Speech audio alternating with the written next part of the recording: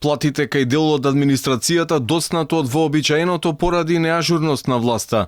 Во 5 до 12 по брза постапка во парламентот во скратена процедура се протнаа законските измени кои беа неопходни за да се спроведе ветувањето за 5% повисоки плати за административците.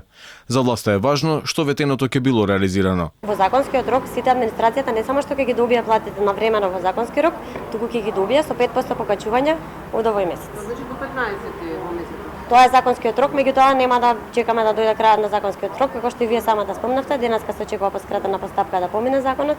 Институциите колку брзо реагираат со администрацијата на поднесување на платите, секако сите ќе си ги добијат платите со големување.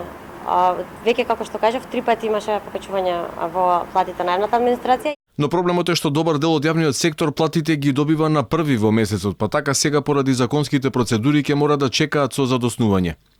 МВР, Фондот за здравство, за пензиско, судовите се само дел од институциите кои се соочени со овој предизвик. Кај кого е вината за тоа што дури сега се носи законот, Ангеловска не прецизира. Средствата ќе бидат исплатени навремено, знаете дека секогаш се работи за административно-технички процедури, кои што, за жал, некогаш се случува еве да доцнат неколку дена, но важно е дека ќе бидат реализирани како што биле ветени. Поради административно-технички процедури, како што веќе ви кажа. Значи, не би сакала и не би било коректно да префрламе топка, кога сега веќе во парламентот, како што кажавте, имам следна настан и доцнам и ќе ве молам сега да се фокусираме на настанот кој што беше.